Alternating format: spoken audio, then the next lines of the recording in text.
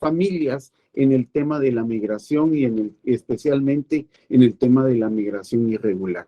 Entonces, agradecer la presencia de las instituciones, esas instituciones representadas por los cónsules, por los delegados de los cónsules en los diversos países, por las instituciones que tienen directamente que atender a niñas, niños y adolescentes migrantes no acompañados o en condición de tránsito en los diversos países. Así que como Comisión del Menor y de la Familia del Congreso de la República, darle la bienvenida y agradecerles que estén presentes, el interés manifiesto en este tipo de actividades, que la parte sustancial, científica y técnica efectivamente corre a cargo de Ciprodeni y especialmente de su director Otto Rivera. Así que bienvenidas y bienvenidos, y iniciamos con esto nuestro segundo día de diplomado.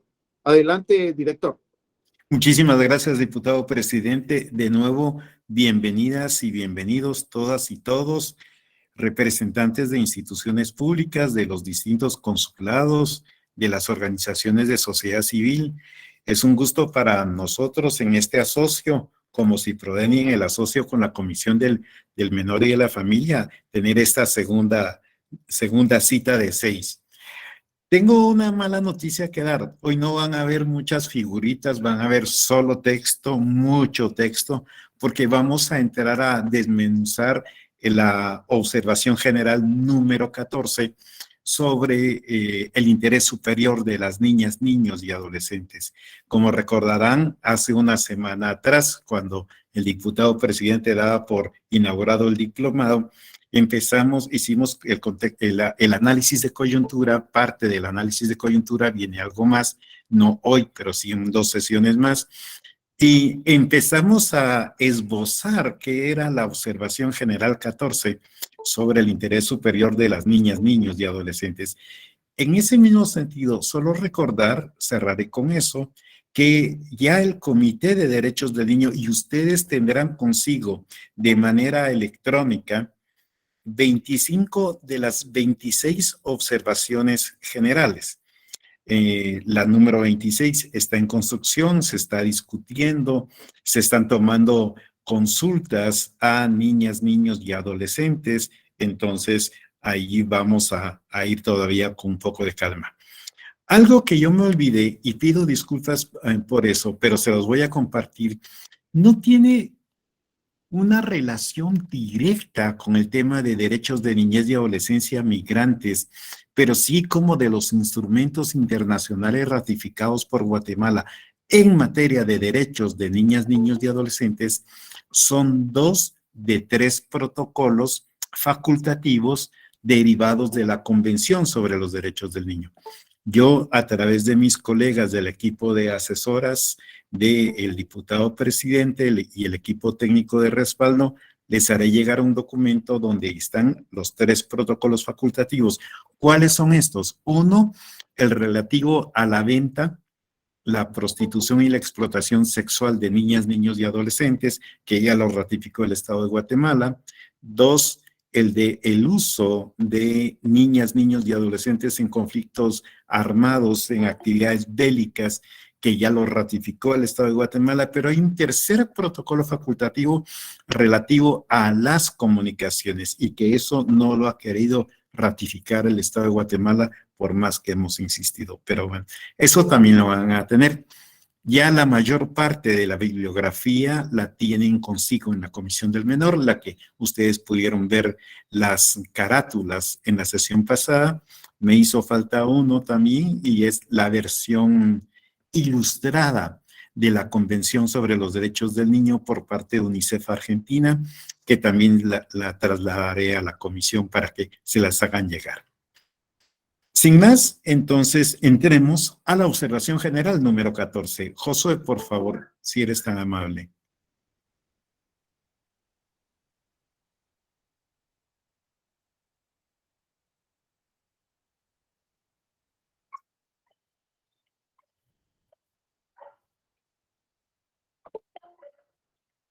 O me cuentan si lo hago yo.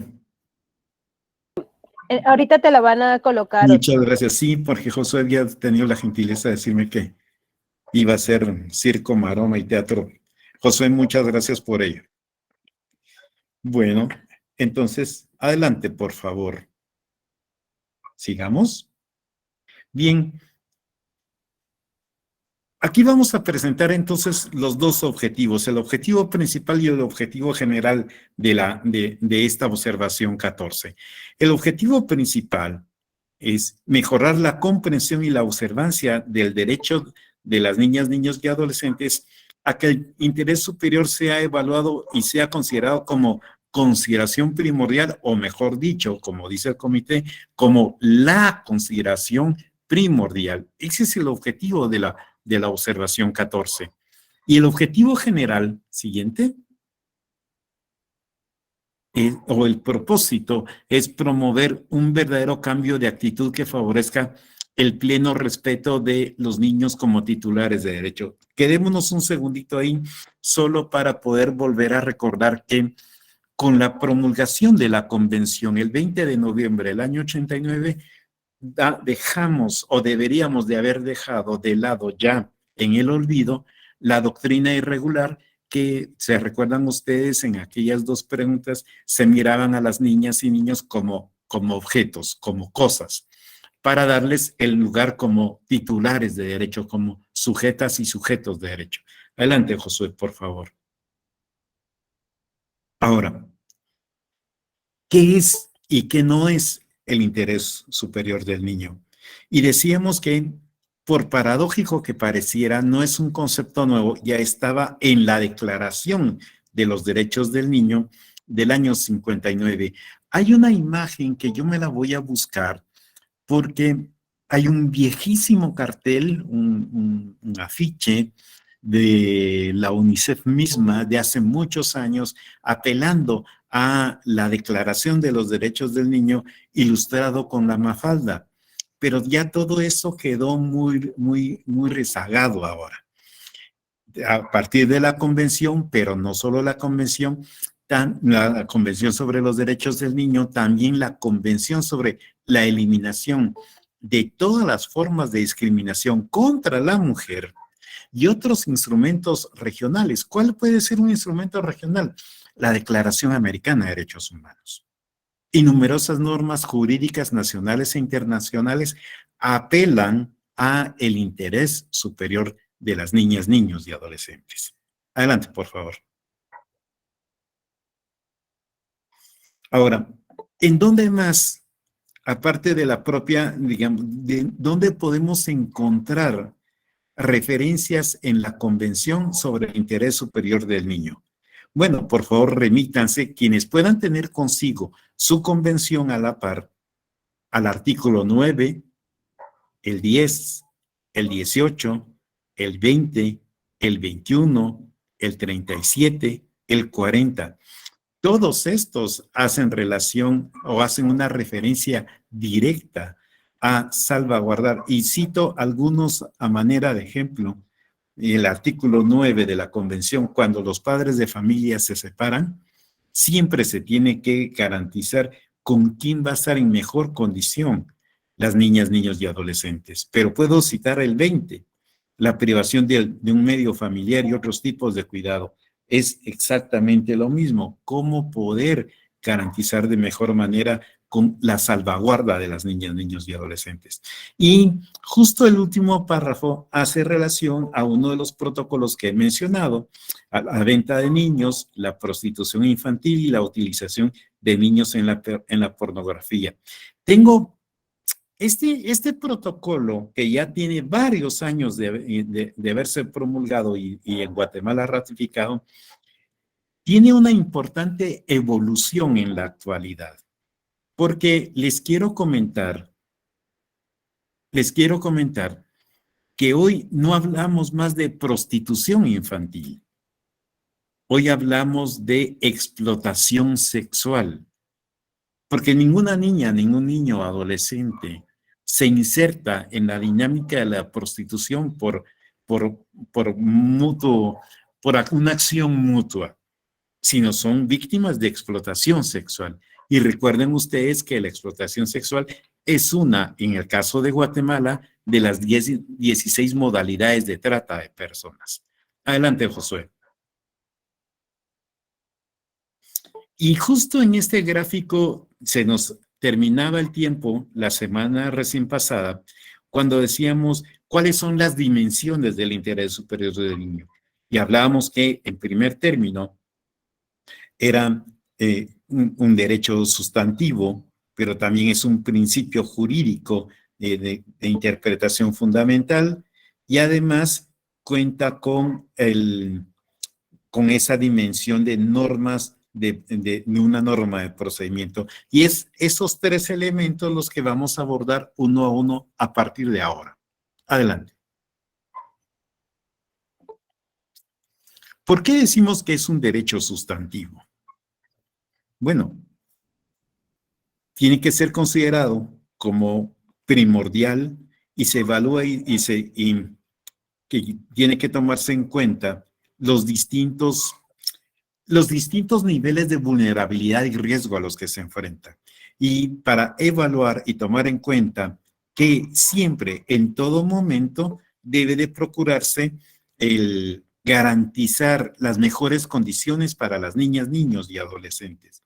Esto es, y ahí tomar una decisión sobre la cuestión debatida, la garantía que ese derecho a la salvaguarda se pondrá en práctica siempre que se tenga que adoptar una decisión que afecte al niño. Cada vez que se toma esa decisión, se debe de procurar siempre estar apegado a qué es lo mejor para esta niña, este niño adolescente, o tanto en el plano individual, pero también puede ser a un grupo concreto de niñas, niños y adolescentes, a un grupo genérico.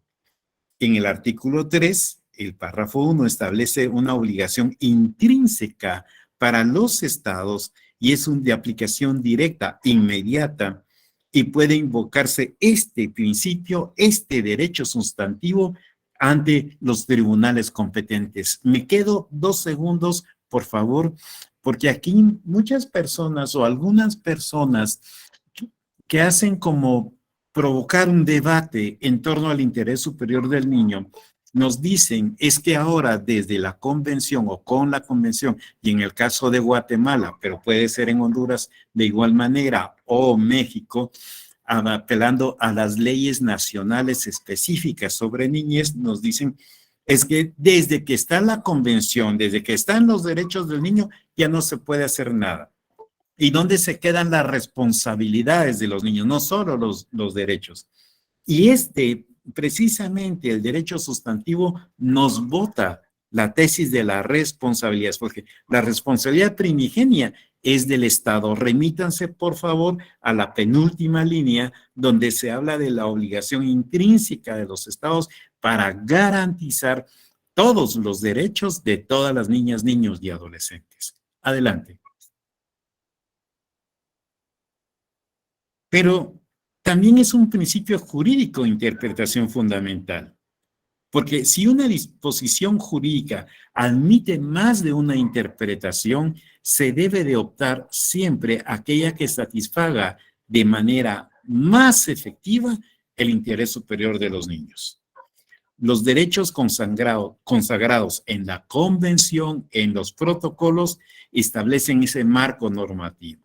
Entonces, esto a mi juicio me parece que es clave para evitar confusiones en la interpretación tanto de la propia convención o de otros instrumentos internacionales, por ejemplo, los protocolos u otros y las leyes nacionales. Adelante. Aquí sí nos vamos a detener un poquito más por lo extenso de qué es una norma de procedimiento. Y siempre que se tenga que tomar la decisión que afecta a un niño en concreto o a un grupo de niños en general, el procedimiento de adopción de decisiones deberá de incluir una estimación de las posibles repercusiones negativas o positivas. Es decir, hay que construir los escenarios de cómo va a afectar esa decisión en la vida de las niñas, niños y adolescentes que estén sujetos a la toma de decisiones. Una evaluación y determinación del interés superior requieren garantías procesales. Además, cuando estamos hablando de la norma como procedimiento, ¿no es cierto? Además, la justificación de las decisiones, ¿sí?, que deben de dejar patente que se ha tenido en cuenta explícitamente este derecho. Dice la propia observación en ese sentido, y subrayamos, el subrayado es nuestro, los estados partes, como Guatemala, deberán de explicar cómo se ha respetado este derecho en esa toma de decisión.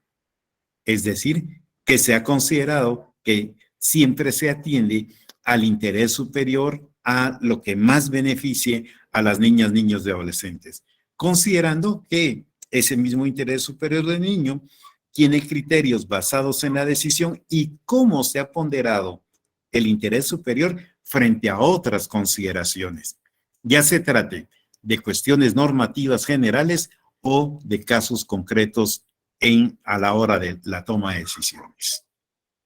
Entonces, esa es la norma de procedimiento. Siguiente.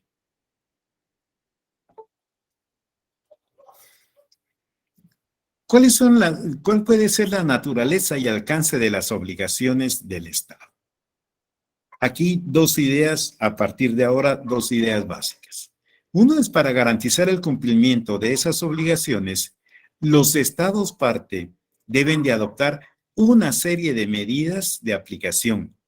Por ejemplo, modificar la legislación nacional y otras fuentes de derecho si fuera el caso, con tal de incorporar este artículo 3, el interés superior, en el párrafo 1, y velar porque el requisito que se tenga en cuenta, en el que se tenga en cuenta el interés superior del niño, recoja y se aplique en todas las leyes y reglamentos nacionales y las tomas de decisiones. En la legislación específica, por ejemplo, el caso de México, además las leyes propias de los estados o la legislación territorial, las normas que rigen el funcionamiento de las instituciones públicas o privadas que prestan servicios relacionadas con la niñez y la adolescencia o que tengan una repercusión de manera directa en su vida. Los procedimientos judiciales, administrativos, tienen que tomar en cuenta esos distintos niveles como un derecho propio de cada niña, niño y adolescente aplicado de manera como una norma de procedimiento y de manera sustantiva. Toda vez, recuerden ustedes que la propia convención dice, y lo vamos a ver en una observación específica para el Estado de Guatemala, ya mucho más adelante de esta tarde, como siempre se dice que la búsqueda por todos los mecanismos posibles de garantizar el interés superior del niño tiene que estar en las decisiones administrativas, judiciales, sociales, para citar 3. Adelante.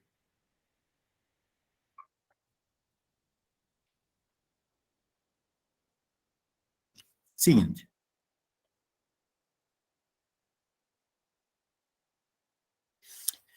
Siguiendo en esta misma lógica, se establecen mecanismos y procedimientos de denuncia, curso o reparación con el fin de dar plenos efectos al derecho de las niñas, niños y adolescentes a que su interés superior se integre debidamente y se aplique de manera sistemática en todas las medidas de ejecución o procedimientos administrativos y judiciales relacionados con él o que le puedan afectar. Es decir, si hay una relación de manera directa o no.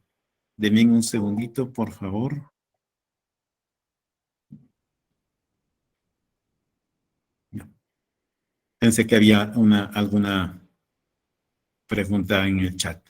Entonces, pero además reafirmar el interés superior del niño en la asignación, ojo, de recursos de los recursos nacionales para los distintos programas y las medidas destinadas a dar efectos a los derechos del niño, como en las actividades que reciben asistencia internacional o en la ayuda para el propio desarrollo. Quedémonos 2 segundos, por favor, Josué, en esta lámina. Por favor, remítanse nuevamente a la literal D. Una cosa, colegas, una cosa es que declarativamente podamos decir que los estados de los países que estamos en esta sala, todos nuestros estados, están haciendo su mejor esfuerzo, su mayor esfuerzo para garantizar el interés superior de los niños. Pero a la hora que empezamos a evidenciar cuál es la inversión pública, cuál es el gasto público per cápita, niña, niño, adolescente, allí nos vamos a poder dar cuenta si en efecto hay una clara intención, una intención políticamente intencionada de salvaguardar ese interés a través de la asignación de recursos. Entonces, yo les exhortaría a que puedan indagar ustedes en sus respectivos países cuál es la inversión pública per cápita, niña, niño, adolescente, que están haciendo sus estados. Y para el caso de Centroamérica, aprovechando que están mis colegas de la COIPRODEN de Honduras, que hay colegas de El Salvador, por supuesto mis colegas de Guatemala, aquí va a ser relativamente fácil de decir y lo plantearé en 2 monedas. Hoy el gasto público per cápita, niñas, niños y adolescentes del estado de Guatemala, en moneda nacional es de 9 quetzales 59 centavos. Y en moneda extranjera, concretamente dólares americanos, lo que vimos hace una semana atrás, recuerdan ustedes $1.24. Entonces vean por favor ahí si con esa inversión, con ese gasto público per cápita se cumple la literal D. Ahora sí, Noé, Josué, por favor, podemos continuar. Sigamos con la naturaleza y alcance de las obligaciones. ¿Sí? Al establecer y supervisar y evaluar la reunión de datos, ojo con esto, velar porque el interés superior del niño se explique claramente cuando sea necesario, apoyar los estudios sobre cuestiones relacionadas con los derechos del niño.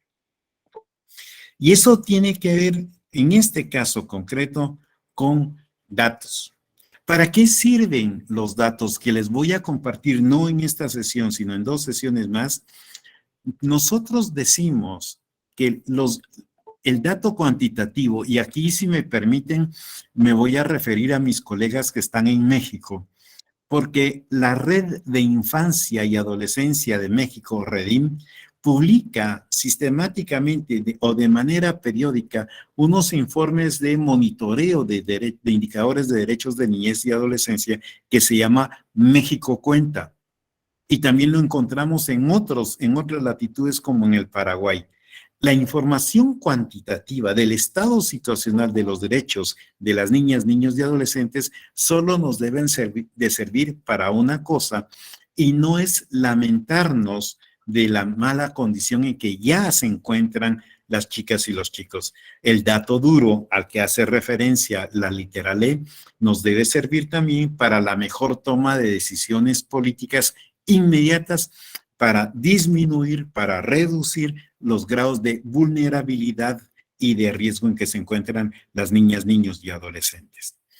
Luego está el de proporcionar información y capacitación sobre el artículo 3 a todo nivel y su aplicación efectiva a todos los responsables de toma de decisiones que afectan de manera directa e indirecta al niño, entre ellos profesionales o toda la persona que trabaje con la niñez y la adolescencia. Y queridas y queridos colegas, es precisamente la literal F frente a ustedes la excusa perfecta o la justificación perfecta de este tipo de sesiones a las que ustedes han tenido la amabilidad de inscribirse. Porque todo el tiempo estamos registrando y se están produciendo cosas lindas en materia de niñez y adolescencia, como algunos de los documentos que les hemos compartido o que se los harán llegar. Pero además, también se están inscribiendo nuevas cosas y nuevas formas de interpretar. No necesariamente en Guatemala, por ejemplo, pero aquí la necesitamos que todo el personal que trabaja en las distintas instituciones públicas y en las organizaciones de sociedad civil, que tenemos una relación de manera directa con las niñas, niños y adolescentes, estemos en permanente formación, capacitación, actualización de los nuevos enfoques en el trabajo con las niñas, niños y adolescentes. Adelante, por favor, Josué.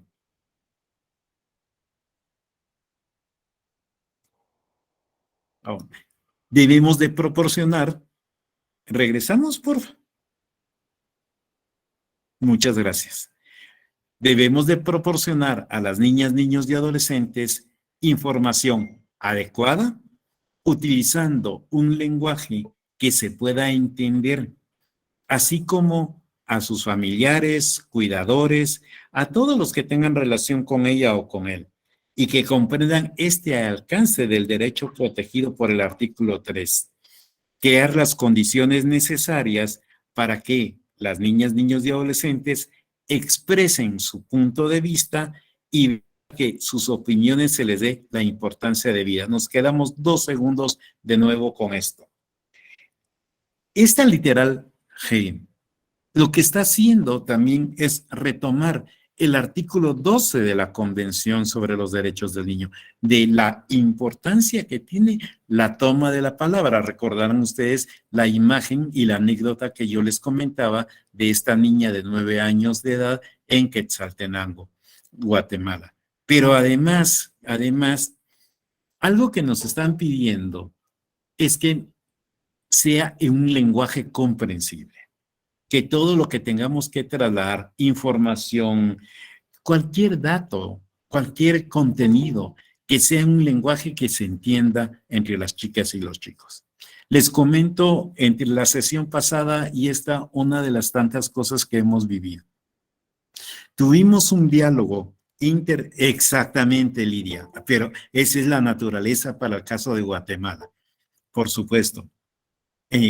Lidia hace referencia para quienes no han podido ver el chat, que dice que además un lenguaje con pertinencia. Mira, Lidia, con lenguaje con pertinencia cultural, inclusiva, ¿sí? Equitativa, entendible. Y lo que les quería comentar en relación a esta literal G, de la semana anterior para acá, estuvimos en un diálogo intergeneracional con niñas, niños, adolescentes de distintos países.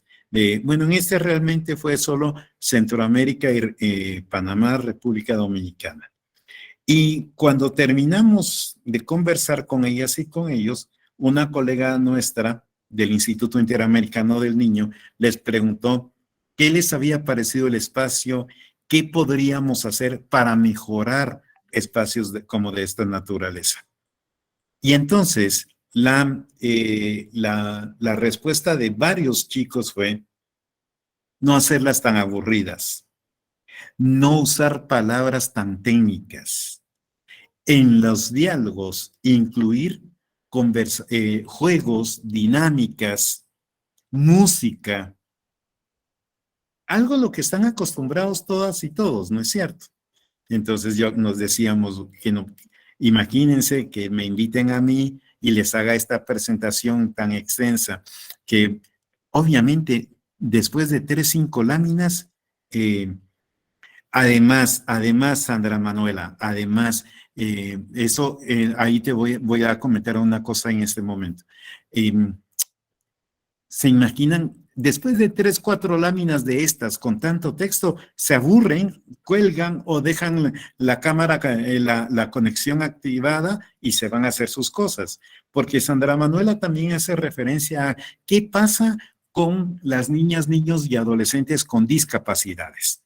Y les quiero comentar, estamos en una duda si será el próximo 1 de octubre o el 8, en que vamos a concluir, claro, Blanca, por supuesto, en que vamos a concluir un proceso formativo en línea con niñas, niños y adolescentes, pero vamos a iniciar uno muy específico con niñas, niños y adolescentes con discapacidades.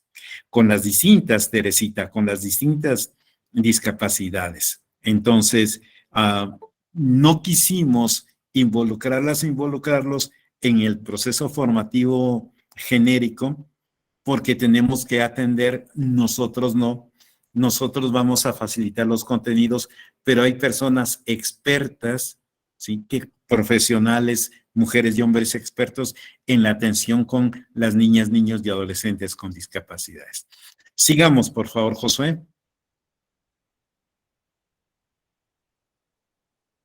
Ahora, veamos ¿a qué hace referencia el análisis jurídico del artículo 3? Y aquí hay varios numerales. En primer término, en cualquier medida que tenga que ver con uno, más de uno, niñas, niños y adolescentes, el interés superior deberá ser considerado primordial, ¿sí? En la forma de entender. El término de la medida que se tome incluye no solo decisiones, sino todos los actos, conductas, propuestas, servicios, procedimientos y otras iniciativas. Entonces, no solo es lo que yo decida, sino que hayan las condiciones para que cobre vida el interés superior de las niñas, niños y adolescentes.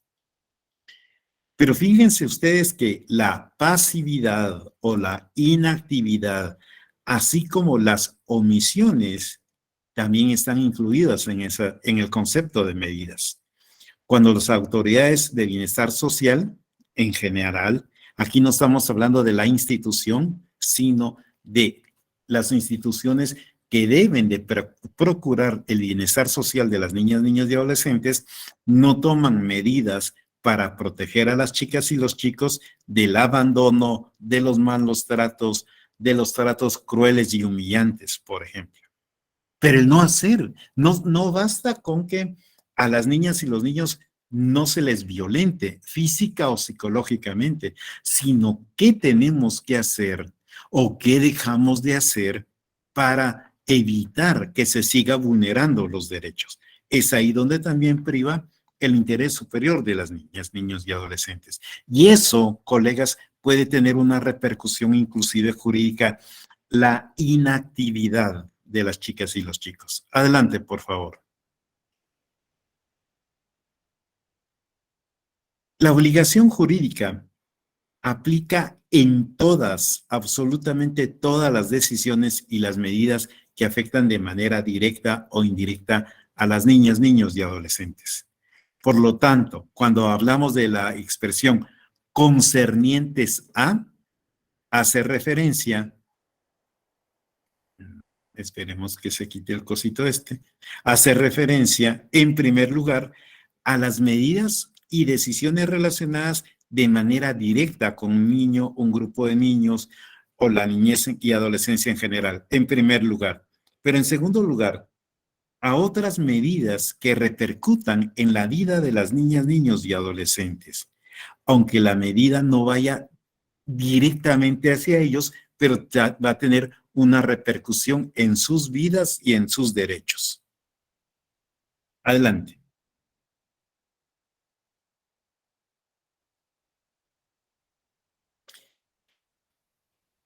Aquí, esta misma observación hace referencia a otra más, a la observación general número 7, que también ustedes la tendrán del año 2005, cuando hace referencia a que incluye medidas que afectan de manera directa a los niños. Por ejemplo, en la relación con la prestación de servicios de atención a la salud, a la guarda, a la educación, así como aquellas que repercuten indirectamente en los más pequeños, en los grupos de población, como por ejemplo con relación. Fíjense, por favor, vean ustedes, ahora vamos, Miriam, un segundo.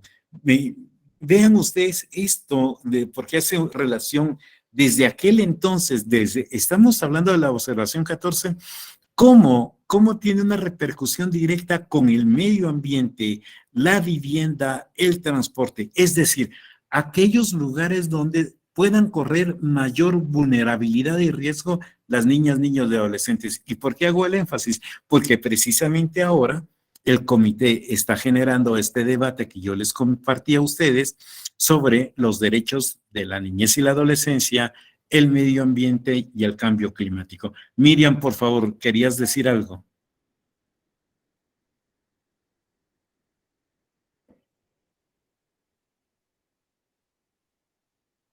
¿No? Sí, Miriam. En este momento le vamos a activar el micrófono. Muchas gracias. Ah, perdón.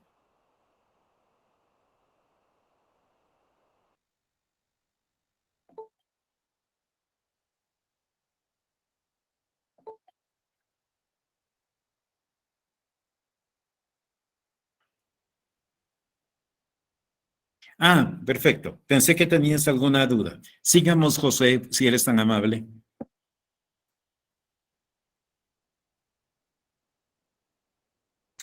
Pero además, ¿qué implica el concepto, qué implica el término niños? ¿Qué implica eso de que se atienda debidamente su interés superior y que no solo se aplique a niños con carácter individual, sino en general como grupo? La observación general número 11, para citar la número 11, pero voy a citar otra, habla sobre los derechos de las niñas, niños y adolescentes indígenas. Y ahí cobra la dimensión colectiva, la colectividad de los derechos. La observación general número 7 hace referencia a la primera infancia como colectivo. Entonces, no es que aplique única y exclusivamente a las personas de manera individual, sino también como colectivos. Y los estados tienen la obligación de evaluar y tener en cuenta como consideración primordial el interés superior de los niños como grupos y en general todas las medidas que les conciernan. Eso implica, colegas queridas y queridos, a niñas, niños y adolescentes migrantes, tanto acompañados como no acompañados como colectivo.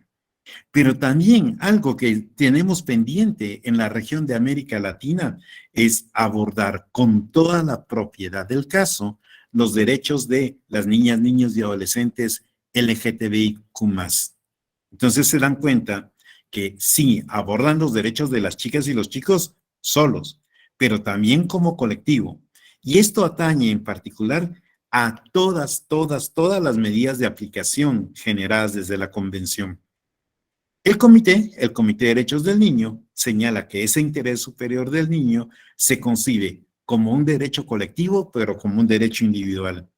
Y que la aplicación, por ejemplo, en el caso de los derechos de niñas, niños y adolescentes indígenas, como colectivo, exige que se examine la relación que hay entre,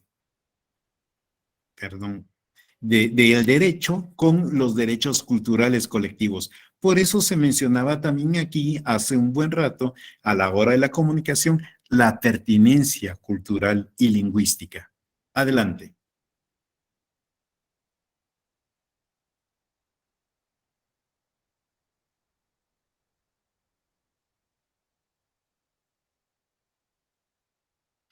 Siguiente, por favor. Gracias. Regresamos a los tribunales. La anterior. Gracias. ¿Una más? Ok, perfecto. Y fíjense acá, dice que aunque no se menciona explícitamente a los padres en el artículo 3, el interés superior del niño sí expresa que para los padres de familia, aquí es madres y padres de familia, pero ojo, subrayemos la dedicatoria a los padres hombres, el interés superior del niño debe ser su preocupación fundamental. Y para eso remítanse al artículo 18, por favor. Ahora, hablemos un poquito de las instituciones públicas o privadas de bienestar social. Estos términos, ¿sí? Estos términos no deberían de interpretarse de manera restrictiva ni limitarse a las instituciones sociales en sentido estricto, sino de entender a todas las instituciones cuya labor tiene esa relación de manera directa e indirecta en la toma de decisiones que repercuten en la vida de las niñas, niños y adolescentes y la efectividad de sus derechos. Permítanme citar acá una de las intervenciones de hace una semana del diputado presidente que nos vive recordando esto que han encontrado desde la Comisión del Menor y la Familia y que tiene cuando se hace desde el Congreso de la República la fiscalización del desempeño de las instituciones que tienen que ver con niñez, con la agenda de derechos de niñez y adolescencia. Y eso lo podemos aplicar, por ejemplo, en el CIPINA de México, en la COPADE de Honduras o en el CONNA de El Salvador. Podemos verlo en distintos. Una cosa es aquellas instituciones que tienen esa relación inmediata con las niñas, niños y adolescentes, por ejemplo, en México, la Secretaría de Educación o la Secretaría de Salud, o por ejemplo, el sistema de desarrollo institucional de la familia, el DIF, o por ejemplo, en el caso de El Salvador, el CONNA o las instituciones que hacen y que integran el sistema de la Secretaría de Niñez y Adolescencia, o en Honduras misma, las instituciones que tienen, hay una institución que tiene esa relación de manera directa, ¿verdad, colegas de Honduras? La DINAF, la Dirección de Infancia, Adolescencia y Familias, pero hay otras que también tienen una relación directa. ¿Y quiénes son esas otras? Correcto, Nelson, la DINAF. ¿Y con quiénes son esas otras que tienen una relación de manera indirecta, pero que sí repercute en la vida de las niñas, niños y adolescentes? Por ejemplo, en nuestros países, las secretarías de planificación de la presidencia. O, por ejemplo, los ministerios de finanzas públicas, las secretarías de la inversión pública. Entonces, estos tienen una repercusión de manera directa. Las autoridades encargadas de la seguridad ciudadana, para citar algunos de estos. O, por ejemplo, las autoridades de cultura. Cito estos para más. Siguiente.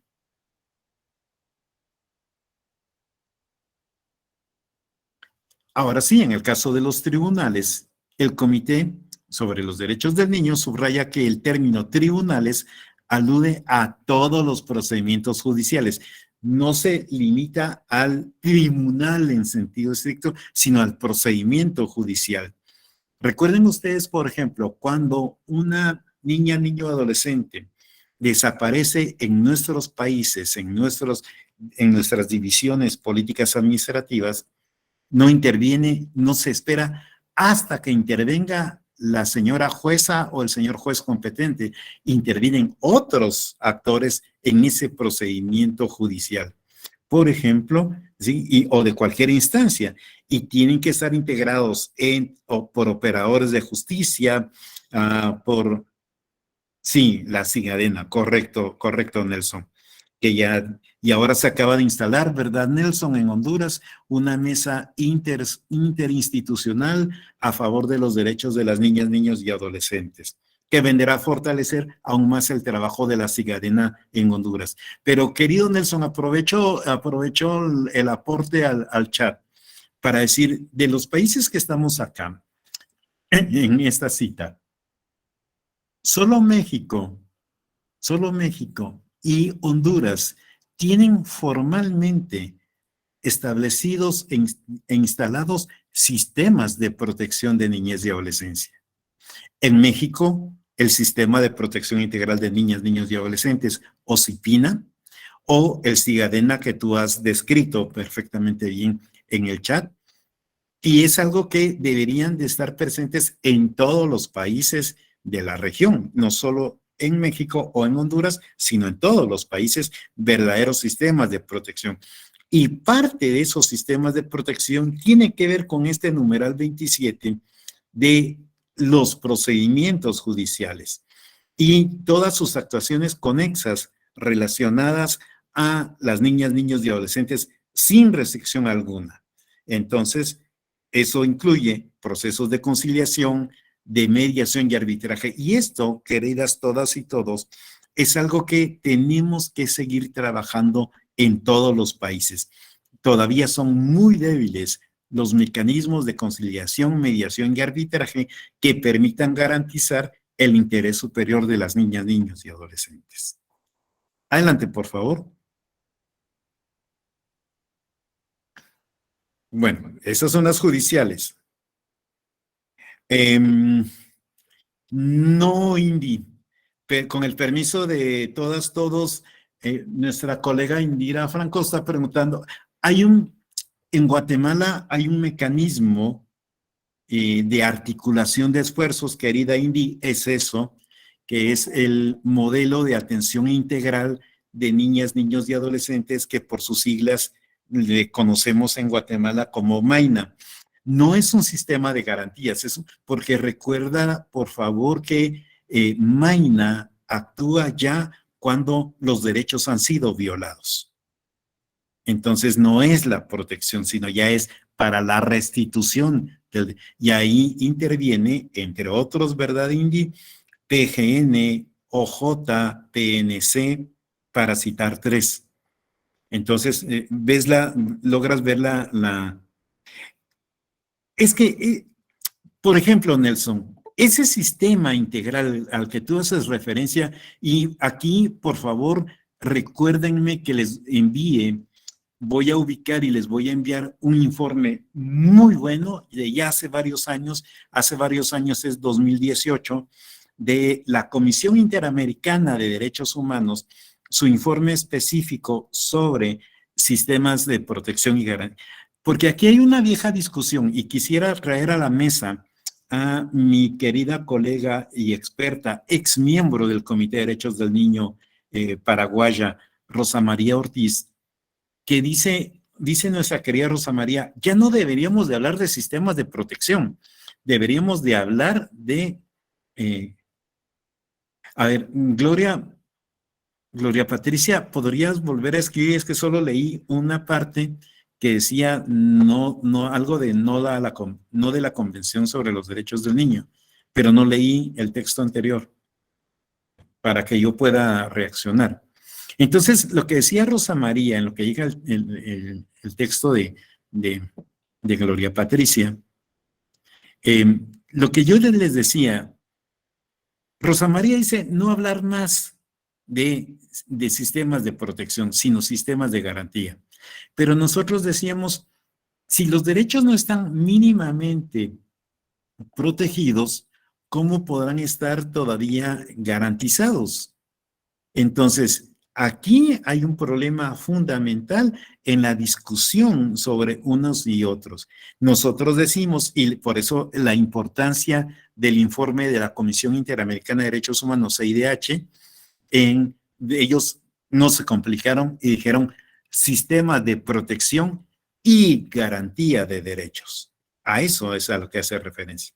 Pero también decíamos con la lámina que está en pantalla, que no solo es en el ámbito de lo jurídico, de los tribunales, ¿sí? Sino también en las decisiones administrativas. Por eso hablaba yo anteriormente de las autoridades responsables de las finanzas públicas, por ejemplo, o de la planificación desde los gobiernos. El comité pone de relieve que se alcancen las decisiones tomadas, que el alcance de esas decisiones por las autoridades administrativas en todos los niveles, que sea amplio y que abarque las decisiones relativas a la educación, la salud, el medio ambiente, las condiciones de vida, la protección, el asilo. Y solo espero recuperar la imagen para continuar. Creo que por las lluvias estamos teniendo algunos No, no lo dudo. inconvenientes, Soto querido, pero ahí está ya. No, no lo dudo, no. De suerte estamos teniendo buena comunicación. Entonces, pero vean por favor, porque hace referencia al asilo y la inmigración y el acceso a la nacionalidad. Esto es importante, colegas, porque aquí intervienen nuestras autoridades migratorias. Y aquí no olvidemos la importancia que tiene esta cita, porque en esta sala hay colegas muy queridas y queridos de distintos consulados. Y nosotros, desde en apoyo a la Comisión del Menor y de la Familia del Congreso de Guatemala, ya tenemos un diálogo con el Instituto Nacional de Migración de México, por ejemplo. Pero también hay propuestas conjuntas con Honduras, con El Salvador y ahora con México, por supuesto. Entonces, todas esas decisiones, colegas, que se tienen que adoptar por las autoridades administrativas, y aquí otra vez tiene una relación directa con la inversión pública, tienen que ser evaluadas, analizadas en función de garantizar el interés superior de las niñas, niños y adolescentes, y que todas las medidas de aplicación los tengan en el centro de las acciones. Adelante, por favor. Y aquí, claro, recuerden que estamos invitadas todas, todos, por el diputado presidente, una comisión del Congreso de la República de Guatemala. Entonces, esta misma observación implica, invita, involucra a los órganos legislativos. México, ¿verdad, colegas acá presentes, tuvo una importante reforma a su ley de educación en septiembre del año 2021, que ya empezaron a aplicar desde finales del año pasado. Pero también necesitamos hacer toda una discusión sobre la legislación, los marcos normativos nacionales e internacionales. Entonces, y aquí les voy a hacer una relación con el caso de país. Porque cuando se habla de que cualquier ley, reglamento o convenio, ya sean tratados de comercio, bilaterales, multilaterales, tratados de paz, todo aquello que afecte a las niñas, niños y adolescentes debe de tener en el centro el interés superior del niño. Recuerden ustedes que el próximo 20 de noviembre, ya a nada, la Convención sobre los Derechos del Niño cumplirán 33 años de haberse promulgado. Y varios de nuestros países aquí presentes la ratificaron en el año 90. Sin embargo, si empezamos a hacer un análisis minucioso de la aplicación de la convención de hace 33 años, todavía seguimos teniendo una enorme deuda con las niñas, niños y adolescentes. Entonces, aquí lo que tenemos que discutir todavía es cómo pasamos de la parte declarativa a la parte propiamente de implementación. Y entonces nos dice la misma que esta obligación también se aplica a la aprobación de presupuestos, cuya preparación y elaboración exigen adoptar una perspectiva que defina el interés superior del niño, niña y adolescente a fin de respetar sus derechos. Les comento dos cositas que hemos hecho. En primer término, hemos generado algunos espacios donde hemos invitado a expertos. Estamos hablando de Guatemala, por favor, donde y luego les voy a comentar una experiencia subregional, donde hemos invitado a expertos, economistas, en el tema de la inversión pública, a explicarle a las niñas, niños y adolescentes el ciclo del presupuesto público y por qué es importante de que ellas y ellos sepan. Entonces, la dinámica de esto tiene una relación directa con, no puedes, para hacer cumplir tus derechos, no puedes hacerlo si no conoces mínimamente el desempeño del Estado. Y eso implica el presupuesto público. ¿Qué hemos hecho a nivel subregional? En el año 2019, antes de la pandemia, y ya verán por qué subrayo el tema de la pandemia, participamos 3 organizaciones: SEDECA Ceará de Brasil, Perú Equidad de Perú y Ciprodeni por Guatemala, en un estudio exploratorio sobre la inversión pública destinada a las niñas y las adolescentes. Entonces, era lo que yo les compartía una semana atrás, que si en promedio nacional el gasto público per cápita es de $1.24, niñez y adolescencia genérica de país, en el caso de las niñas era 65 centavos de dólar americano. Es ahí donde llegamos a esa conclusión. Ahora, ¿cómo traduces un lenguaje tan técnico, tan tecnócrata, tan especializado sobre construcción de presupuesto a niñas y adolescentes? Bueno, ese es el desafío, ese es el reto. Mis colegas tecnócratas de secretarías y ministerios de finanzas o de Hacienda tienen su conocimiento, tienen su know-how, pero no tiene medianamente idea sobre los derechos de las niñas, niños y adolescentes. Hay que mediar eso para que pueda ser del conocimiento de las niñas, niños y adolescentes. Y créanme, hemos tenido muy lindas sorpresas. Adelante, por favor. Entonces, llegamos al interés superior del niño, que además de ser un concepto complejo, su contenido debe determinarse por caso por caso. El legislador, el juez, la autoridad administrativa, social, educativa, podrá ir abordando este concepto y ponerlo en práctica de manera concreta a través de la interpretación y la aplicación de este artículo 3, teniendo presentes las demás disposiciones de toda la convención. Por lo tanto, el concepto es flexible, adaptable, pero debe de ajustarse y definirse en forma individual, con arreglo a la situación concreta que están viviendo las niñas, niños y adolescentes, y teniendo en cuenta el contexto en que se encuentran, la situación y sus necesidades especiales. Entonces, para empezar a citar eso. Siguiente.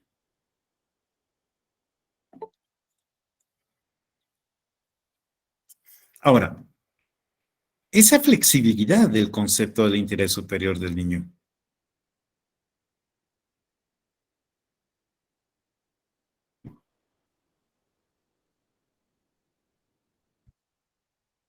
Vamos a esperar un segundo.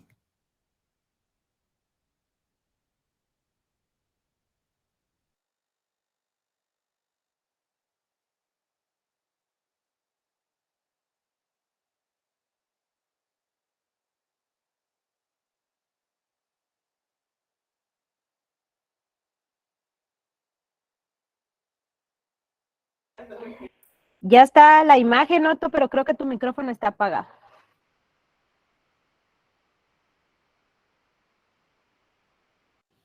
Bueno, entonces decíamos que la flexibilidad del concepto en el de interés superior permite su adaptación a la situación de cada niño y a la evolución de los conocimientos en materia de desarrollo infantil. Sin embargo, también puede dejar a un margen a la manipulación. Esa es la clara advertencia cuando nos dicen, bueno, pero esto tiene una interpretación subjetiva. Entonces, depende de quién, cómo se esté. Recuerden ustedes que el precepto clave, la condición básica, es que siempre tiene que ser aplicado a garantizar lo que mejor favorezca a las niñas, niños y adolescentes. Pero, por ejemplo, si yo les digo a ustedes, y perdón lo superficial que es mi ejemplo, si yo les digo a ustedes, miren, por el bien de las niñas o los niños hay que pegarles. Cualquiera de ustedes en la sala me echaría no solo de las salas de la reunión, sino del diplomado, ¿no es cierto? Entonces yo estoy dando una interpretación subjetiva y nos ha pasado. Déjenme comentarles sobre esa interpretación subjetiva. En el año 18 hicimos todo un lobby, un espacio de incidencia muy importante en el Congreso de la República de Guatemala para presentar una iniciativa de ley que permitiera erradicar el castigo físico, el trato cruel y humillante, una tendencia en América Latina. Y un diputado de la oposición, de pensamiento ultraconservador, etcétera, nos dijo, ¿y ustedes por qué quieren que ya no se les pegue a las niñas y a los niños? Si a mí de pequeño me pegaron y por eso soy como soy. Entonces vine yo y le dije precisamente, porque ya no queremos más personas como ustedes, no hay que pegarle a los niños. Entonces lo que quiero decir es que uno puede dejar a la interpretación subjetiva de las niñas, niños y adolescentes lo que dictaminan tanto las observaciones generales, pero también lo que puede dictaminar la propia Convención sobre los Derechos del Niño. Esto lo cuida mucho el comité y por eso hace la salvedad, hace la advertencia que es lo que más beneficie a las niñas, niños y adolescentes. Adelante, por favor.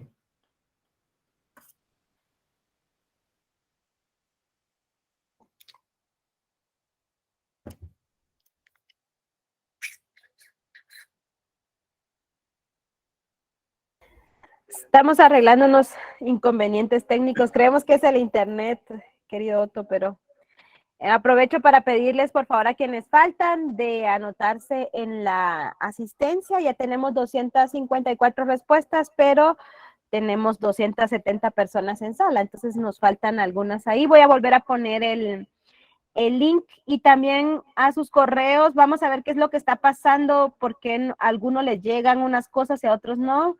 Debe ser que nos están poniendo como spam por la cantidad de correos que estamos enviando, pero vamos a buscar otra forma de hacérselo llegar o alguna otra herramienta que vamos a buscar para que tengan todos los materiales. Y espero a que quienes los estamos enviando de manera individual ahorita les estén ya llegando. Ya estamos, Otto.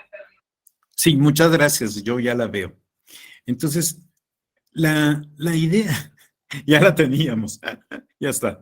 La idea es, volvamos otra vez a lo que se nos decía hace un momento de el tema de la pertinencia. Hay que tomar en cuenta, por favor, en esa diversidad de mundo que tenemos, los derechos de las niñas, niños y adolescentes para practicar sus propias confesiones de fe, para ser portadores de su cultura, ¿sí? Entonces, todos esos elementos tenemos que ver, y cuando una niña, un niño adolescente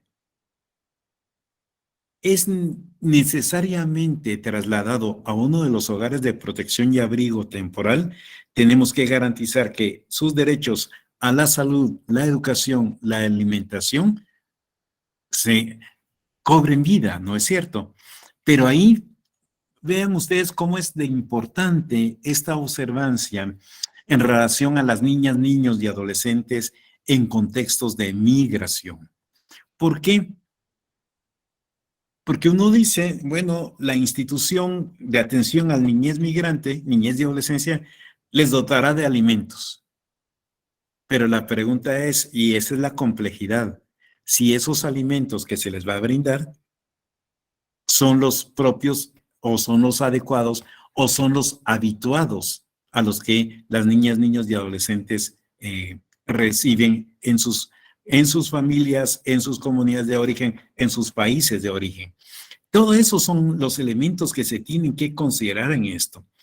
Y lo mismo, este interés superior del niño aplica a condiciones de adopción, separación de padres y madres de familia.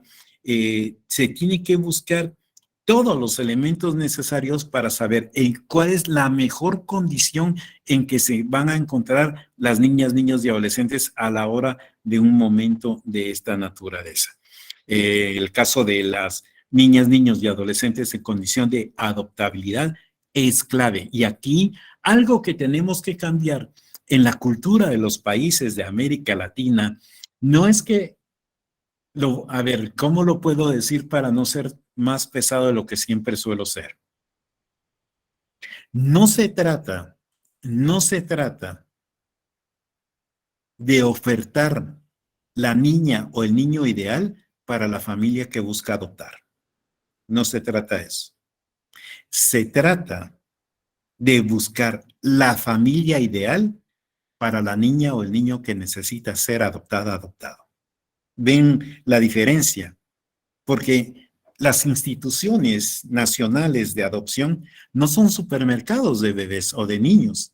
Y ese es otro elemento clave también, que necesitamos cambiar del imaginario social latinoamericano, que quienes están en condición de adoptabilidad son única y exclusivamente bebés. Si algo enfrentan cotidianamente con mucha dificultad las instituciones que albergan a niñas, niños y adolescentes en condición de adoptabilidad son los casos de hermanitos, hermanas, hermanos, de adolescentes y de niñas, niños, adolescentes con discapacidad. Entonces, en el imaginario social latinoamericano hay una institución responsable de niñas, niños y adolescentes en condición de adoptabilidad, sí, pero lo que yo quiero es un bebé, y preferentemente un bebé de las imágenes comerciales, más bien gordito, redondete, muchas cosas como esas. Sí, Regina, por favor. Si le pudieran habilitar el micrófono a Regina. Ya está, para que pueda hablar Regina.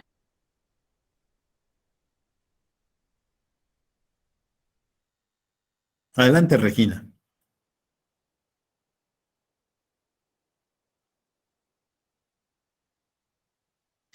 Continuemos.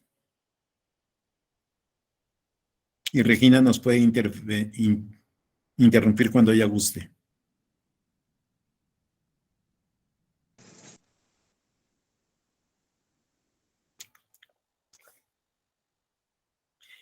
Otro de los elementos claves es el de la preservación. Regresemos, por favor. Muchas gracias. Regresemos. Una más. Justo esa. Es el tema de la preservación de valores, las tradiciones, las costumbres religiosas, culturales, todo lo que hace parte de la identidad de las niñas, niños y adolescentes. Como se dan cuenta, el trabajo que nosotras y nosotros hacemos, quienes estamos en la sala, no es nada fácil, porque tenemos que tomar en cuenta todos estos elementos y que las prácticas que se puedan realizar no sean incompatibles o no riñen con los derechos establecidos en la Convención. La identidad cultural, ¿sí?, no puede ser excusa ni justificar que los responsables en la toma de decisiones y las autoridades perpetúen tradiciones y valores culturales que niegan al niño, niñas y adolescentes los derechos que garantizan en la Convención. Déjenme un segundo para ponerles un ejemplo muy claro, el único que pondré en relación a esta lámina. ¿A qué refiere? ¿A qué hace referencia el comité cuando hablan que la identidad cultural, o más que la identidad, que ciertas prácticas culturales, por ser prácticas del cotidiano, no pueden seguirse ejerciendo o aplicando si éstas riñen con los derechos de las niñas, niños y adolescentes? Y el ejemplo que quiero poner es uno, y con el permiso de todas y todos, lo planteo. La mutilación genital. El Comité de Derechos del Niño ha sido sumamente claro y se ha opuesto férreamente a la mutilación genital. Y como dice el comité, no puede basarse en el hecho de que históricamente se había hecho esto así para poder continuar con ello. Entonces, estoy poniendo un ejemplo extremo, pero digamos, cualquier otro caso, o por ejemplo ahora el uso de la yihad, han visto ustedes todo el asesinato de esta joven mujer, la demanda de las mujeres para poder descubrir su cabeza, para usar. Entonces, algo porque se hizo así por muchos años no significa que tiene que seguir siendo así. Adelante, por favor.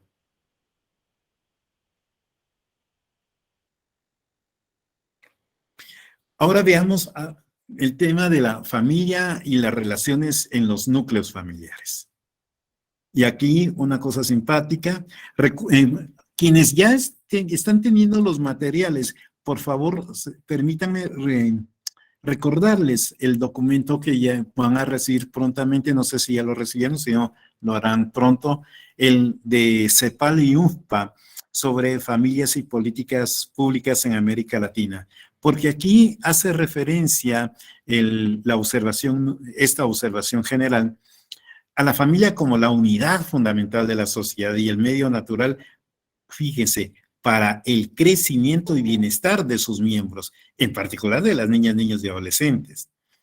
Y el derecho a vivir en familia está protegido en la Convención en el artículo 16. Ahora, hay que determinar, hay que saber cuál es el contexto de las familias a las que estamos haciendo referencia. Por eso, vean ustedes en negrita en la diapositiva frente a sí. El término familia se debe interpretar en un sentido amplio. ¿Sí? Entonces, allí están, entre muchos otros, tanto madres y padres biológicos, pero también adoptivos, de acogida, o aquellos miembros de familia ampliada, o la comunidad, según se establezca en el contexto en donde estemos. A ver, lo que está diciendo el comité es que aquí la familia no es esa imagen bucólica, anquilosada, que si no hay papá, mamá, hijos, perritos y gatos, no es familia. Entonces, que es como se ha querido creer en algunos momentos y en algunos espacios. Aquí es familia en el sentido más amplio. Por eso les va a servir mucho la lectura del profesor Goran Terbo. Adelante. Y eso tiene una relación directa con buscar cómo prevenir la separación familiar y preservar la unidad familiar. Son dos elementos importantes del régimen de protección de la niñez y la adolescencia, basadas en el derecho recogido en el artículo 9, ¿sí? En párrafo 1, que dice que el niño no sea separado de sus padres contra la voluntad de ellos, excepto cuando la separación es necesaria y es en beneficio del interés superior de las niñas, niños y adolescentes. Entonces, ahí ustedes han escuchado en todos nuestros países que se suele decir con mucha frecuencia que en el momento de la separación de las parejas quienes más sufren son las niñas, niños y adolescentes, son las hijas e hijos, y eso suele pasar de manera cuasi permanente. Entonces, adelante, por favor.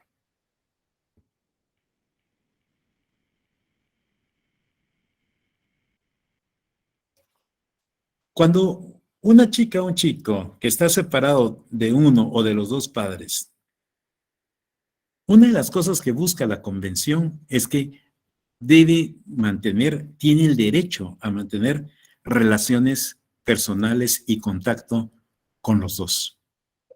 Salvo que esa relación de manera directa atente contra ellas y ellos. Entonces, eso hay que considerarlo. También aplica a cualquier persona que tenga el derecho de custodia, tutores legales, habituales, padres adoptivos, todas las personas con las que la niña, niño, adolescente tenga una relación personal estrecha. Tiene el derecho a mantenerse al momento de la separación. Sí, solo sí, esto no afecte, no cambie, no repercuta en la vida de las niñas, niños y adolescentes. Adelante, por favor.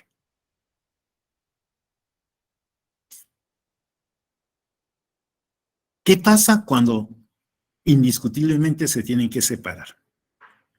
Que eso debería ser el último recurso, ¿sí? Cuando la niña o el niño, la o el adolescente, esté en peligro de sufrir un daño inminente, o cuando haya otro motivo.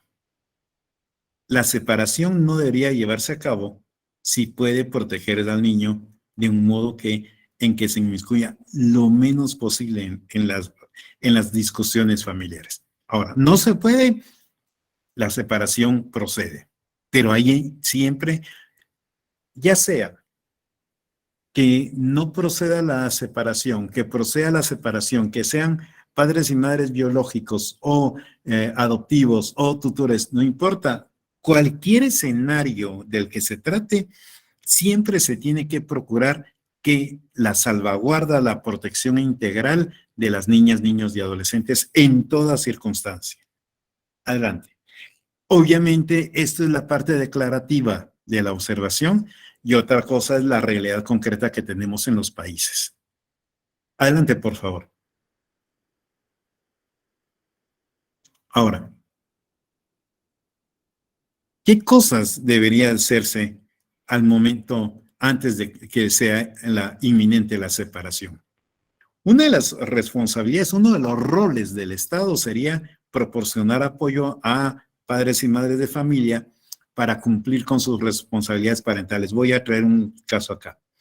Y restablecer o aumentar la capacidad de las familias para cuidar a sus hijas e hijos, a menos que la separación sea necesaria para proteger a las chicas y los chicos. Los motivos económicos no pueden ser una justificación para separar a los niños de sus padres. Dos ejemplos muy rápidos acá. ¿Recuerdan ustedes cuál es una de las causas estructurales por las cuales las niñas, niños y adolescentes migran? Ustedes lo ven todos los días en sus países y aquí lo recordamos una semana atrás. Una de ellas es la pobreza y la pobreza extrema. Exactamente, Dairi. Y allí, algo que se ha preguntado, y estuvimos en una reunión unos días, correcto, que la segunda es la violencia, pero hablemos un segundito, por favor, de condiciones de pobreza. Pobreza y pobreza extrema que en el contexto de COVID esto se incrementó de manera mucho más.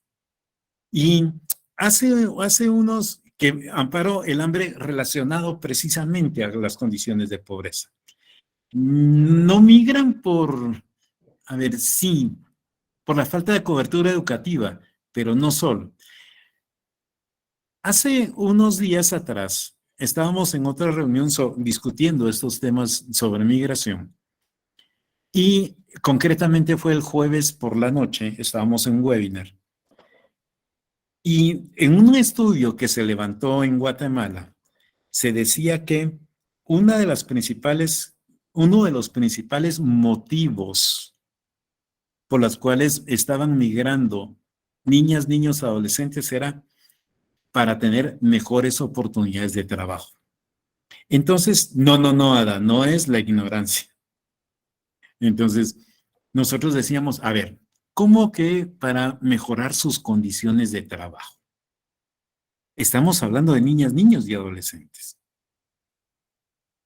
Sí, Wendy. Entonces,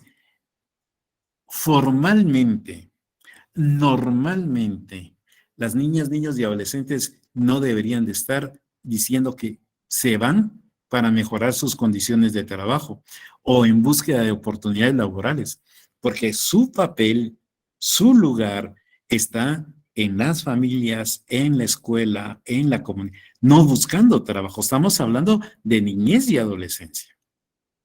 Entonces, ¿a qué hace referencia ahí cuando mencionan que es esa la causa? Bueno, lo que estamos viendo es una de las cosas es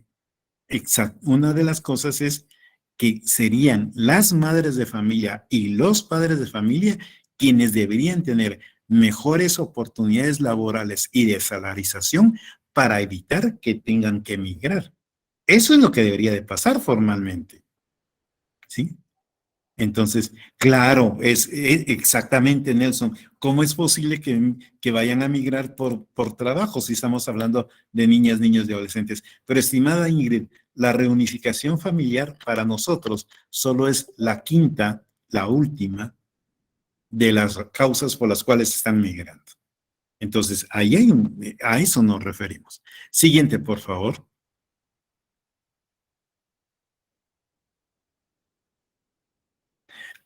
Por eso lo que decimos, ¿verdad? Que, ¿cuál es el rol del Estado? Entonces, hay que evaluar a las familias, hay que evaluar los distintos escenarios y esto tendría que hacerlo equipos multidisciplinarios de profesionales. Eso recomienda el Comité de Derechos del Niño. Así que estén perfectamente formados, capacitados con la colaboración judicial del caso para ver los distintos escenarios, la probabilidad de verificación de condiciones de violencias extremas, a fin de asegurarse de que es la única opción, que no hay más recurso que la separación. Siguiente.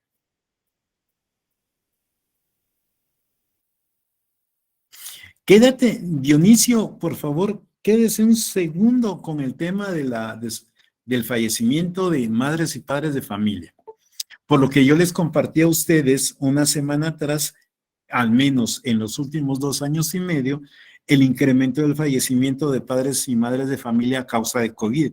Eso también ha hecho que algunas adolescentes, mujeres y hombres, hayan tenido que emigrar. Luego, veamos frente a pantalla que conservar el entorno familiar engloba la preservación de las relaciones de las niñas, niños y adolescentes. Esas relaciones abarcan a la familia ampliada, abuelas, abuelos, tías, tíos, amigos, también a la escuela, también el entorno general. Todo esto se ve afectado a la hora de la separación o a la hora que las niñas, niños y adolescentes se encuentren en condición de vulnerabilidad y riesgo.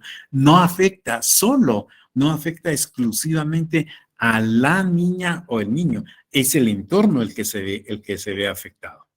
Siguiente.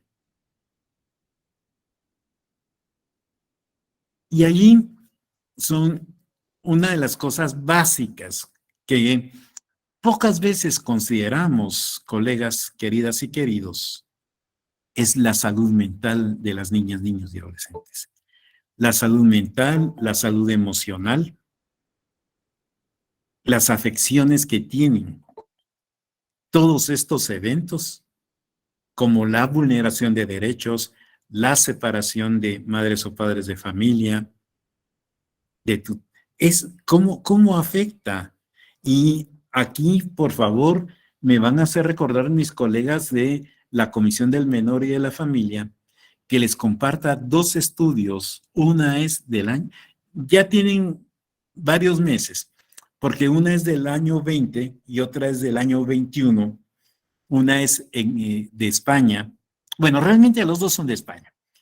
El del año 20 es de la coordinación de un equipo multidisciplinario que se llama Enclave de Derechos Humanos y levantaron un estudio exploratorio en España sobre el impacto del confinamiento por COVID en las niñas, niños y adolescentes. Y el otro es el de un estudio del año 21 de Aldeas Infantiles SOS España sobre también la niñez silenciada a raíz de la pandemia. Yo trasladé a la Comisión del Menor y la Familia un estudio que no mencioné, pero que me parece importante que ustedes tengan, que se llama La Infancia Herida. Y algo que no hemos visto con mayor detenimiento, con toda la propiedad del caso, es la salud mental, la salud emocional. Lo que la evidencia sí nos demuestra es que en contextos de pandemia, las niñas, niños y adolescentes, como esto nadie lo esperaba, pero las y los adultos le pudimos ir tratando de encontrar alguna racionalidad, la niñez y la adolescencia no. Y en un diálogo que tuvimos más o menos por el mes de julio-agosto del año 20 con niñas, niños y adolescentes, una chica, una adolescente, nos hizo una pregunta que nadie de los que dialogábamos con ellas y con ellos podíamos contestar. Y la pregunta de esta adolescente fue, ¿cuándo se terminará el COVID? Nadie lo sabe. Pero a nadie le preguntamos también cómo se sentían. Y como nos dice el profesor Alejandro Kusianovich, La pandemia trajo consigo miedo, ansiedad, angustia, depresión en las niñas, niños y adolescentes. Entonces, creo que eso es muy importante también a la hora de garantizar el interés superior de las niñas, niños y adolescentes. ¿Cómo abordamos, cómo atendemos la salud mental? Pero si ustedes me permiten, no solo en contextos de pandemia, como han escrito ustedes en el chat, también en contextos de violencias. Cómo las violencias todas afectan psicológicamente a las niñas, niños y adolescentes. Y yo no sé si ustedes han podido apreciar, supongo que sí, quienes tienen contacto directo con las chicas y chicos, aquella niña, niño, incluso los adolescentes, que son víctimas sistemáticas de violencia física, abuso y violencia sexual. Cuando una persona se acerca, una persona extraña como yo, se acerca a ellas o a ellos, inmediatamente se retrotraen, se distancian, se separan. Y cuando hace uno algún movimiento, siempre buscan protegerse. Entonces, además de las heridas físicas, de los golpes, los maltratos, que es de eso, lo voy a decir con algún grado de irresponsabilidad de mi parte, de esas heridas se pueden curar, se pueden sanar. Pero de las heridas psicológicas, si no son abordadas, si no son políticamente, intencionalmente tratadas, se quedarán ahí el resto de su vida. Es allí donde entra, cobra una fuerte vigencia la doctrina restaurativa de los derechos de las niñas, niños y adolescentes. Y ahí también, colegas, cierro mi comentario de este número 72, la afección a la salud mental de las niñas, niños y adolescentes institucionalizados. No importa si se trata de hogares públicos o de hogares privados. Es igual. Adelante. Entonces, en todo esto debe de aplicarse de manera directa este enfoque del interés superior del niño. Y este principio exige, demanda, evaluar riesgos, escenarios, las posibles consecuencias en la salvaguarda de las niñas, niños y adolescentes. Adelante.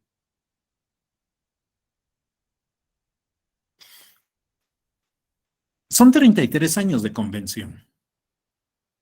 En el caso de Salvador, no son tantos años de la ley Pina, pero sí más de, creo que 5.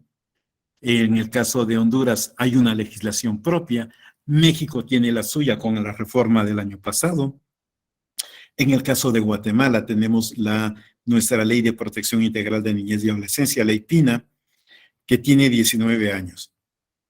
Y en cada uno de los países hay una serie de leyes regulares y de instrumentos jurídicos aprobados. Hay una serie. Sin embargo, usemos el común denominador para todos nuestros países, excepto Estados Unidos, la Convención sobre los Derechos del Niño. 33 años, fácilmente 32 de haberse ratificado país por país. Sin embargo, cuando vemos los indicadores de cada uno de nuestros países, las condiciones de vulnerabilidad y riesgo en las que se encuentran las niñas y los niños cada vez es mayor. Y ahí, por ejemplo, tenemos el caso del abuso y la violencia sexual, y el embarazo infantil y el embarazo adolescente, que no solo es la agresión física, que es como lo más tangible, sino también la agresión psicológica a la que están enfrentadas las niñas, niños y adolescentes. Y eso tiene distintos tipos, distintos niveles, y hay que tomar en cuenta cada una de las condiciones en que se vulnera, en que se viola los derechos, de manera flagrante, los derechos de las niñas, niños y adolescentes. Necesitamos abordarlos uno a uno, conocer la dureza del caso, saber cómo podemos intervenir con ellas y con ellos y cómo se implementa o cómo podemos empezar a implementar esa doctrina restaurativa de los derechos violados y vulnerados que nos daremos cuenta. Ustedes saben que lamentablemente en la violación y la vulneración de derechos, esta es como la teoría del dominó perversa, ¿verdad? Cuando uno pone las piececitas de dominó paraditas una detrás de otra, tú botas la primera y esta bota a todos los demás. ¿Por qué? Hablemos, por ejemplo, de violencia física. Muchísimas veces, yo me atrevería a decir que siempre la violencia física viene acompañada de violencia psicológica, pero la violencia psicológica no siempre viene acompañada de la violencia física. ¿Ven la diferencia? Pero, o el abuso y la violencia sexual viene acompañada de la violencia física, por supuesto, y de la violencia psicológica. Y ahí ya tienes 3 dimensiones distintas de la violencia. Entonces, tienes que tener como la capacidad y la preparación para abordar las múltiples expresiones de violencias. Si no, es como una intervención parcial, pero nunca se van a poder recuperar de toda la vulneración de derechos. Adelante, por favor. Entonces, por supuesto, hoy muy necesario el derecho a la salud. Y si ustedes me permiten, es el primero de la puerta de acceso al abordaje de los derechos desde nuestra perspectiva, es el derecho a la salud. Sin esto, no tienes nada de lo demás. Y recuerden ustedes que, por algo que también estamos revisando ahora, que el derecho a la salud está contemplado y hay grandes metas definidas en el Objetivo de Desarrollo Sostenible número 3, que según yo, pero yo y mis ocurrencias, toda la agenda de desarrollo sostenible al 2030 iba a ser revisada en octubre del año 20, porque lo que se propusieron en el año 2015 en la Asamblea General de Naciones Unidas, hoy con la pandemia, imposible al ser alcanzado esas metas al 2030. Si antes era difícil, hoy es imposible. Entonces, ¿cómo puedes garantizar el derecho a la salud en las niñas, niños y adolescentes? La salud toda, tanto la salud biológica como la salud mental. Esto en la actualidad cobra muchísimo más importancia que antes. Por 2 razones fundamentales. Desde que COVID tiene presencia en América Latina, fueron las niñas, niños y adolescentes los últimos de la fila en ser atendidos. Y se dijo en nuestros países que no tuviéramos temor alguno porque COVID no afectaría la vida de los niños en genérico. Todos nuestros países tienen data muy fuerte del impacto de la pandemia en la niñez y la adolescencia.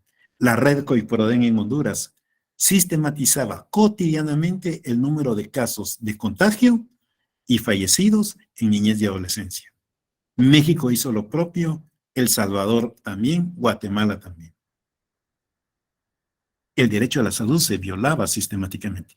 Y en los planes nacionales de vacunación, las niñas, niños y adolescentes fueron los últimos de la fila. Y en el caso de Guatemala, decíamos, se empezó a vacunar a niñas, niños y adolescentes contra COVID por descarte, no por prioridad. ¿Cómo eso? Ya cuando las vacunas estaban pronto a vencer, entonces se decidió empezar a vacunar a niños. Si no, no lo hubieran hecho. Y no se vacunaron a todas, todos. El derecho a la salud. Siguiente. Aquí habla primero del derecho a la educación, luego yo voy a saltar una cosita más. Porque después del derecho a la salud para nosotros, recuerden que aquí está en el orden de la observación general. Para nosotros, después del derecho a la salud es el derecho a la alimentación. ¿Por qué? A ver, volvamos otra vez a la Agenda de Desarrollo Sostenible que todos nuestros países se han adherido a ella. Y nos dice que es la universalización de la educación primaria y básica para todas las niñas, niños y adolescentes. Por favor, colegas, veamos los indicadores de cobertura educativa en nuestros países, en todos los países. Pero aquí también la observación número 14 dice que debe de procurarse que los profesionales, no habla solo de docentes y profesionales en la agenda educativa deben estar perfectamente capacitados. Tómese en cuenta, por favor, otra vez más, el caso de la pandemia, que cuando dejamos de ir presencialmente a los centros educativos y pasamos a la virtualidad, no hubo tiempo para hacer la correcta preparación técnica de docentes para el uso de las tecnologías de la información y la comunicación, o TICs. No se hizo. Y no es lo mismo ser un usuario de un computador, de una tablet o de un teléfono celular, no es lo mismo a ser un docente tecnológico. También reconocemos que en el contexto de la pandemia, muchísimos docentes, mujeres y hombres, nunca dejaron de acompañar y de seguir a sus niñas, niños y adolescentes bajo su responsabilidad, con sus propios recursos, porque las autoridades educativas no estaban designando más recursos para las guías de estudio, para los mensajes de WhatsApp, para nada. Ellos, muchas docentes, mujeres y hombres, docentes, de sus propios recursos, enviaban las guías de estudio, hacían visitas comunitarias, llamaban, buscaban. Sí, pero entonces, para nosotros, y hay un estudio muy importante que hicimos a nivel de América Latina, conjuntamente con el Instituto Interamericano del Niño, Niña y Adolescente y un grupo de expertos, hicimos, y todavía hay un documento pendiente que es el de Centroamérica, se necesita repensar todos los modelos educativos del mundo y por supuesto, de nuestra región. Entonces, con tal de que responda a una educación de calidad, con pertinencia, con inclusión y que respete a todas las niñas, niños y adolescentes. Siguiente, por favor. Entonces, ¿de qué se trata? ¿De qué se trata todo esto? ¿Hacia dónde quiere ir todo esto? Es cómo podemos evaluar que el interés superior del niño, niña y adolescente sea una valoración general en todos los aspectos de la vida de las niñas, niños y adolescentes. En todos. Y que cada contenido de cada elemento será abordado caso por caso, tomando en cuenta lo que hemos venido diciendo, que depende de la decisión, la circunstancia específica, así será el tratamiento de cada uno de los casos cuando los derechos de las chicas y los chicos han sido vulnerados, violados, transgredidos. Adelante. Entonces, hay que establecer mecanismos oficiales, procesos oficiales, las garantías procesales estrictas. Hay que evaluar, hay que determinar que se garantiza el interés superior de los niños en todas esas decisiones que les afectan, incluidos mecanismos de evaluación de resultados. Y los estados deben de establecer procesos transparentes y objetivos en todas las decisiones legislativas, judiciales, administrativas. Todo lo que afecte a de manera directa a la agenda de derechos de niñas, niños y adolescentes. Adelante. Recojamos otra vez la recomendación, no, la observación, el artículo 12 de la Convención sobre el derecho a expresar su opinión. Y algo que les iba a comentar al respecto es no solo lo que ya decía Luis Pedernera, miembro del Comité de Derechos del Niño, no solo es que se les permita hablar, sino la responsabilidad adulta de tomar su opinión como consideración primordial. En esto,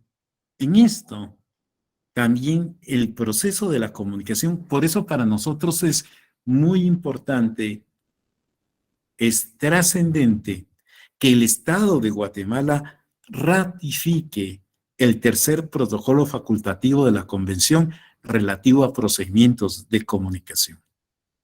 Es determinante, es fundamental, no encontramos una racionalidad lógica para no hacerlo.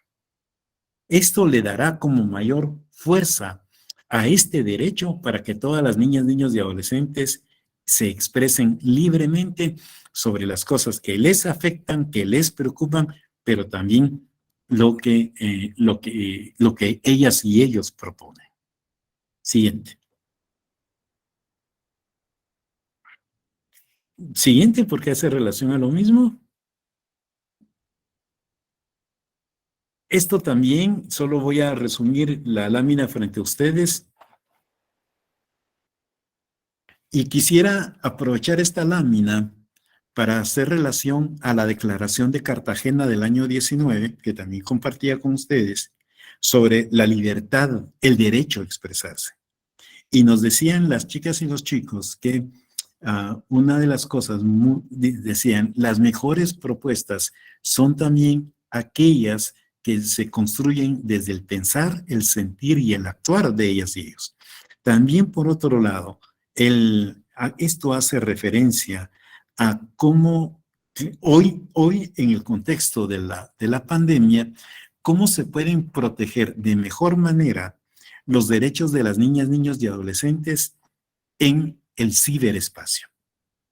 Ustedes saben que desde que nos lanzamos al mundo, con mayor fuerza al mundo de la virtualidad, las niñas, niños y adolescentes que tenían la oportunidad de seguir clases en línea, pasaban más tiempo conectados, pero eso también implicó mayores riesgos en la comunicación y en la seguridad.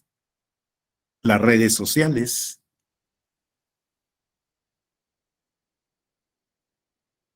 solo déjenme ver, las redes sociales, por ejemplo, nos han venido a facilitar la comunicación, pero si no hay una correcta orientación de las chicas y los chicos también en el uso pueden incurrir en niveles de vulnerabilidad y riesgo innecesarias. Entonces, gracias Vivi por compartir esto. Junto con el mayor tiempo, el mayor desarrollo tecnológico, aparecen también nuevos delitos de los cuales se hace presa fácil a las niñas, niños y adolescentes. Nos estamos refiriendo a los ciberdelitos.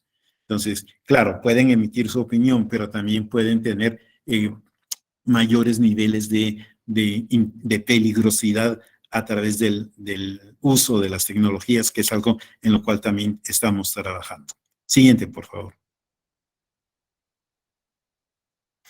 Y algo que, por eso nos agrada mucho este diplomado, porque aquí hace referencia a la necesidad de contar con el recurso humano cualificado, preparado.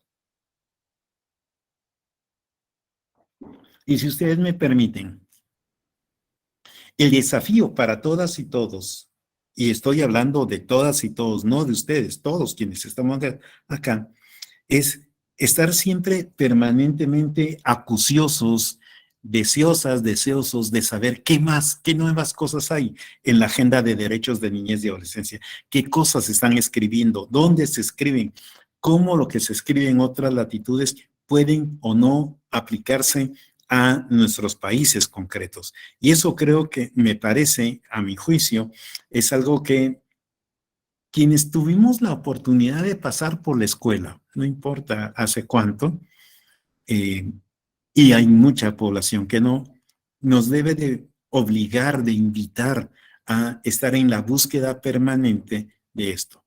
Nosotros hemos ofrecido, y ahí es la razón de este diplomado, pero también hemos ofrecido a instituciones guatemaltecas, desde CIPRODENI, cómo poder contribuir con procesos formativos y de actualización a distintos equipos técnicos.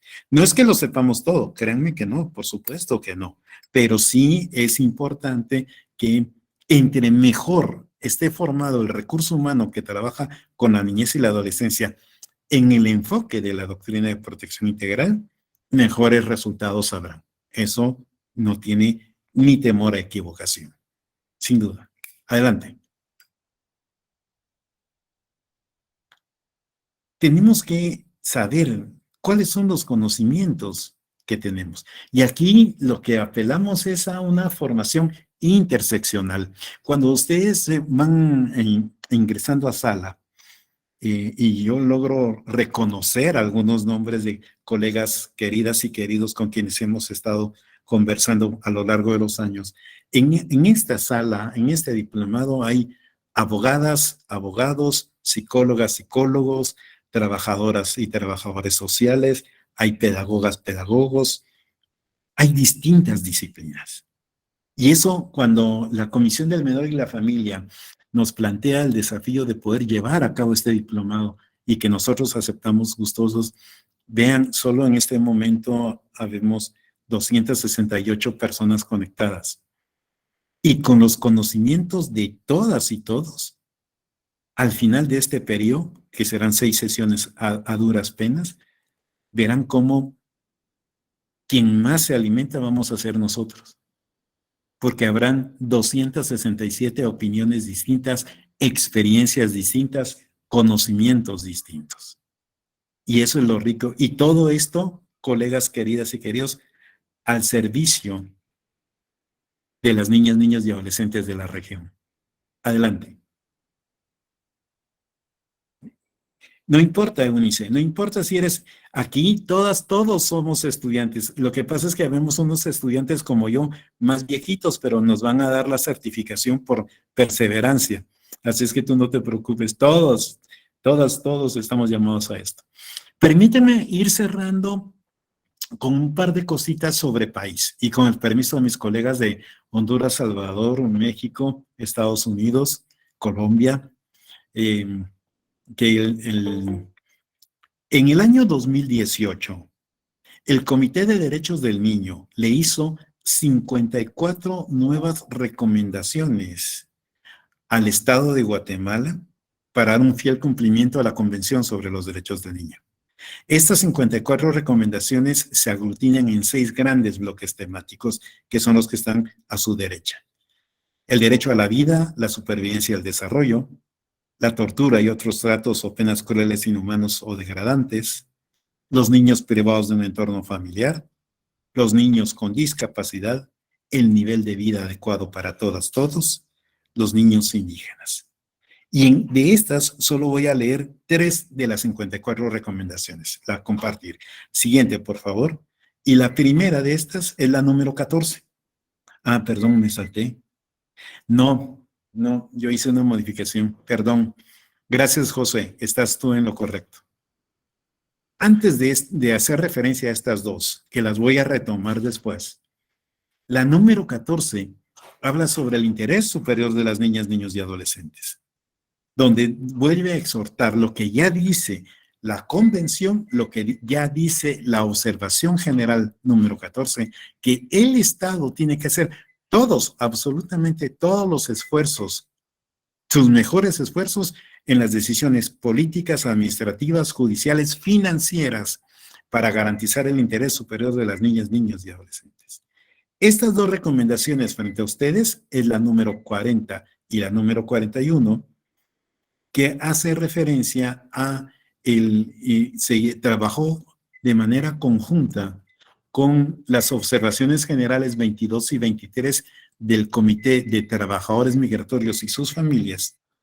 Y aquí lo que se nos dice, lo que el comité recomienda, la número 40 relativo a niños refugiados y solicitantes de asilo, que tomando en cuenta la observación general número 6, esa es la que abordaremos la próxima semana, del 2005, sobre el trato de niñez y adolescencia no acompañada y separados de sus familias y fuera del país de origen. Y la número 41, sobre los principios que hace relación a la observación general 22 y 23 que he mencionado, a los principios relativos a los derechos humanos de niños en contextos de migración internacional y sobre la obligación de los estados relativas a los derechos humanos de los niños en contexto de migración internacional en países de origen, tránsito, destino y retorno. Adelante. Recuerden que sobre esas dos, el comité tendrá que hacer una rendición de cuentas en el próximo. Y en el caso de Guatemala, desde el año 16 contamos con el Código de Migración. Y ahí lo que se hace es una relación directa a responsabilidades de instituciones claves en la atención y la protección de niñas, niños y adolescentes. Entonces, hace una relación a la Secretaría contra la Violencia Sexual, Explotación y Trata de Personas, Ministerio de Salud Pública y Asistencia Social, Ministerio de Trabajo, Ministerio de Desarrollo Social, a la Secretaría de Bienestar Social de la Presidencia de la República, que está aquí presente, y lo que le dice el comité es que la SBS, como le llamamos en Guatemala, en su calidad de ente rector de servicios esenciales de protección especial de niñas y adolescencia amenazada o violada en sus derechos, deben ella y todas las instituciones del Estado establecer estándares para los distintos servicios y programas de atención en los hogares de protección y abrigo. Siguiente. Bueno, se me terminó y también se me terminó el tiempo por 4 minutos. Colegas, todas y todos, esta es lo que buscaba esta observación, lo que buscábamos nosotros, la Comisión del Menor y de la Familia, ICIPRODEMI, con esta presentación de la observación general número 14 es sacar de dudas o alimentar, abonar el debate sobre qué es eso del interés superior de las niñas, niños y adolescentes. Y como vimos en todas las dimensiones, en todos los aspectos, creo que todavía nos queda un enorme camino por recorrer en la garantía, la observancia, la promoción, protección y defensa de los derechos de las niñas, niños y adolescentes. Ya vimos 2 sesiones, ya pusimos el contexto.